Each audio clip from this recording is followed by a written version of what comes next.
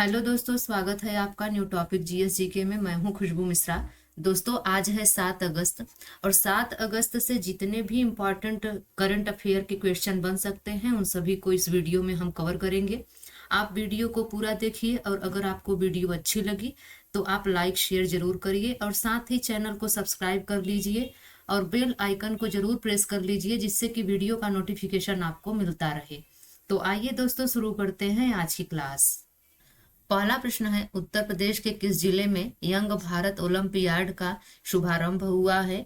तो यहाँ पर दोस्तों राइट आंसर हो जाएगा ए, बिजनौर। उत्तर प्रदेश के बिजनौर जिले में यंग भारत ओलंपियाड YBO का शुभारंभ हुआ है। इम्पॉर्टेंट पॉइंट हम देख लेते हैं। उत्तर प्रदेश के बिजनौर जिले में 2 अगस्त को यंग भारत ओलंपियाड YBO का शुभारंभ हुआ है। यंग भारत ओलंपियाड एक राष्ट्रीय स्तर की प्रतियोगिता है जो छात्रों में शैक्षिक और मानसिक विकास को प्रोत्साहित करने के उद्देश्य से आयोजित की जाती है। अगला प्रश्न कह रहा है, टाइम पत्रिका ने अपनी प्रतिष्ठित सूची विश्व के 2024 के सबसे महान स्थानों में कितने भारतीय स्थलों को शामिल किया है? तो यहाँ पर दोस्तों राइट आंसर हो जाएगा बी, 3। टाइम पत्रिका ने अपनी प्रतिष्ठित सूची विश्व के 2024 के सबसे महान स्थानों में 3 भारतीय स्थलों को शामिल किया है। टाइम पत्रिका ने अपनी प्रतिष्ठित सूची विश्व के 2024 के सबसे महान स्थानों में 3 भारतीय स्थलों को शामिल किया है, जिसमें से पहला मुंबई है, दूसरा हैदराबाद और तीसरा हिमाचल प्रदेश है। अगला प्रश्न कह रहा है, कृषि अर्थशास्त्रियों का 32वां अंतरराष्ट्रीय सम्मेलन कहाँ आयोजित किया गया? तो यहाँ पर दोस्तों राइट आंसर हो जाएगा बी, भारत। कृषि अर्थशास्त्रियों का 32वां अंतरराष्ट्रीय सम्मेलन भारत में आयोजित किया गया। भारत 66 साल के अंतराल के बाद कृषि अर्थशास्त्रियों के प्रतिष्ठित अंतरराष्ट्रीय सम्मेलन की मेजबानी करेगा। नीति आयोग के सदस्य प्रोफेसर रमेश चंद्र ने 30 जुलाई 2024 को नई दिल्ली में आयोजित एक कार्यक्रम में यह जानकारी दी। अगला प्रश्न है, हाल ही में किस देश के प्रधानमंत्री फाम मिन चिन्ह ने भारत यात्रा की? तो यहाँ पर दोस्तों राइट आंसर हो जाएगा ए, वियतनाम। वियतनाम देश के प्रधानमंत्री फाम मिन चिन्ह ने भारत की यात्रा की। वियतनाम के प्रधानमंत्री फाम मिन चिन्ह 31 जुलाई से 1 अगस्त तक भारत की आधिकारिक यात्रा पर थे। इस यात्रा के दौरान दोनों देशों के बीच कई द्विपक्षीय समझौते हुए। दोनों देशों ने व्यापक रणनीति साझेदारी को मजबूत करने और सीमा शुल्क, कृषि, कानूनी, रेडियो और टेलीविजन प्रसारण, संस्कृति तथा पर्यटन के क्षेत्र में सहयोग बढ़ाने के लिए 9 समझौते किए। अगला प्रश्न कह रहा है, किसने ग्लोबल वाटर टेक समिट 2024 में water department of the year श्रेणी के तहत GEEF ग्लोबल वाटर टेक पुरस्कार जीता है? तो यहाँ पर दोस्तों राइट आंसर हो जाएगा डी, केंद्रीय जल आयोग ने। केंद्रीय जल आयोग ने ग्लोबल वाटर टेक समिट 2024 में water department of the year श्रेणी के तहत GEEF ग्लोबल वाटर टेक पुरस्कार जीता है। अगला प्रश्न देखने से पहले हम इम्पॉर्टेंट पॉइंट देख लेते हैं। केंद्रीय जल आयोग CWC को नई दिल्ली में global energy and environment foundation द्वारा आयोजित प्रतिष्ठित ग्लोबल वाटर टेक समिट 2024 में water department of the year श्रेणी के तहत GEEF ग्लोबल वाटर टेक पुरस्कार से सम्मानित किया गया है। अगला प्रश्न है, चौथा राष्ट्रीय हिंदी विज्ञान सम्मेलन का आयोजन कहाँ पर हुआ है? तो यहाँ पर दोस्तों राइट आंसर हो जाएगा सी, भोपाल में। चौथा राष्ट्रीय हिंदी विज्ञान सम्मेलन का आयोजन भोपाल में हुआ। चौथा राष्ट्रीय हिंदी विज्ञान सम्मेलन 2024 30 से 31 जुलाई 2024 को भोपाल में आयोजित किया गया था। सम्मेलन का उद्घाटन मध्य प्रदेश के मुख्यमंत्री डॉक्टर मोहन यादव ने किया था। अगला प्रश्न है, ग्लोबल एग्रीकल्चर एक्सपोर्ट इंडेक्स में भारत की रैंक क्या है? तो यहाँ पर दोस्तों राइट आंसर हो जाएगा बी, 8वां। ग्लोबल एग्रीकल्चर एक्सपोर्ट इंडेक्स में भारत की रैंक 8वां है। इंपॉर्टेंट पॉइंट हम देख लेते हैं।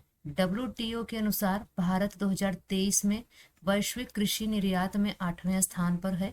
भारत ने 2023 में कृषि निर्यात में 2022 के 55 बिलियन डॉलर से घटकर 51 बिलियन डॉलर रह जाने के बावजूद वर्ष 2023 में कृषि उत्पादों के मामले में दुनिया के 8वें सबसे बड़े निर्यातक के रूप में अपनी स्थिति बनाए रखी, जबकि शीर्ष 10 निर्यातक देशों में से 7 में गिरावट देखी गई। अगला प्रश्न है, हाल ही में राज्यपालों का 52वां सम्मेलन कहाँ आयोजित किया गया? तो यहाँ पर दोस्तों राइट आंसर हो जाएगा बी, नई दिल्ली में। हाल ही में राज्यपालों का 52वां सम्मेलन नई दिल्ली में आयोजित किया गया। राष्ट्रपति द्रौपदी मुर्मू ने 2 अगस्त 2024 को नई दिल्ली स्थित राष्ट्रपति भवन में राज्यपालों के 52वें सम्मेलन की अध्यक्षता की। 2021 में राज्यपालों का 51वां सम्मेलन राष्ट्रपति भवन में आयोजित किया गया। इस सम्मेलन की अध्यक्षता तत्कालीन राष्ट्रपति रामनाथ कोविंद ने की थी। अगला प्रश्न है, यात्रा एवं पर्यटन विकास सूचकांक 2024 में भारत का स्थान क्या है? तो यहाँ पर दोस्तों राइट आंसर हो जाएगा डी, 39वां। यात्रा एवं पर्यटन विकास सूचकांक 2024 में भारत का स्थान 39वां है। विश्व आर्थिक मंच द्वारा प्रकाशित यात्रा और पर्यटन विकास सूचकांक 2024 रिपोर्ट के अनुसार भारत 119 देशों में 39वें स्थान पर है। अगला प्रश्न है, हाल ही में भारतीय अंगदान दिवस कब मनाया गया है? तो यहाँ पर दोस्तों राइट आंसर हो जाएगा बी, 3 अगस्त को। हाल ही में भारतीय अंगदान दिवस 3 अगस्त को मनाया गया है। अगला प्रश्न है, हाल ही में भारत में एलएनजी का दूसरा सबसे बड़ा आपूर्तिकर्ता कौन बना है? तो यहाँ पर दोस्तों राइट आंसर हो जाएगा ए, अमेरिका। हाल ही में भारत में एलएनजी का दूसरा सबसे बड़ा आपूर्तिकर्ता अमेरिका बना है। एलएनजी का फुल फॉर्म होता है लिक्विफाइड नेचुरल गैस। अगला प्रश्न है, हाल ही में कौन ICAR CMFRI के निदेशक नियुक्त हुए हैं? तो यहाँ पर दोस्तों राइट आंसर हो जाएगा C, doctor George Grierson ICAR CMFRI के निदेशक नियुक्त हुए हैं। अगला प्रश्न है, हाल ही में किसने NATS 2.0 का शुभारंभ किया है? तो यहाँ पर दोस्तों राइट आंसर हो जाएगा सी, धर्मेंद्र प्रधान। हाल ही में धर्मेंद्र प्रधान ने NATS 2.0 का शुभारंभ किया है।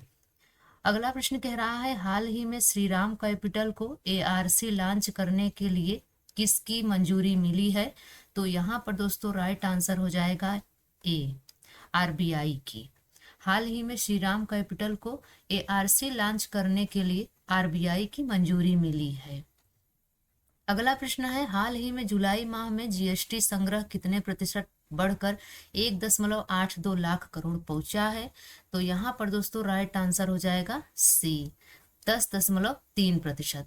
हाल ही में जुलाई माह में GST संग्रह 10.3% बढ़कर 1.82 लाख करोड़ पहुंचा है। अगला प्रश्न है, हाल ही में किस राज्य विधानसभा ने खनन खनिजों पर उपकर लगाने संबंधी विधेयक पारित किया है? तो यहाँ पर दोस्तों राइट आंसर हो जाएगा बी, झारखंड। हाल ही में झारखंड राज्य विधानसभा ने खनन खनिजों पर उपकर लगाने संबंधी विधेयक पारित किया है। अगला प्रश्न है, हाल ही में IRDAI ने HDFC लाइफ पर कितने करोड़ रुपए का जुर्माना लगाया है? तो यहाँ पर दोस्तों राइट आंसर हो जाएगा सी, 2 करोड़ रुपए का। हाल ही में IRDAI ने HDFC लाइफ पर 2 करोड़ रुपए का जुर्माना लगाया है। अगला प्रश्न है, हाल ही में किसे संयुक्त राष्ट्र की आर्थिक और सामाजिक परिषद का अध्यक्ष चुना गया है? तो यहाँ पर दोस्तों राइट आंसर हो जाएगा बी, बॉब राय को। हाल ही में बॉब राय को संयुक्त राष्ट्र की आर्थिक और सामाजिक परिषद का अध्यक्ष चुना गया है। अगला प्रश्न कह रहा है, हाल ही में डेनियल सेल्जनिक का निधन हुआ है, वे कौन थे? तो यहाँ पर दोस्तों राइट आंसर हो जाएगा सी, फिल्म निर्देशक। हाल ही में डेनियल सेल्जनिक का निधन हुआ है और डेनियल सेल्जनिक एक फिल्म निर्देशक थे। अगला प्रश्न है, हाल ही में भारतीय नौसेना के जहाज तबर ने किस देश की नौसेना के जहाज के साथ समुद्री साझेदारी अभ्यास किया है?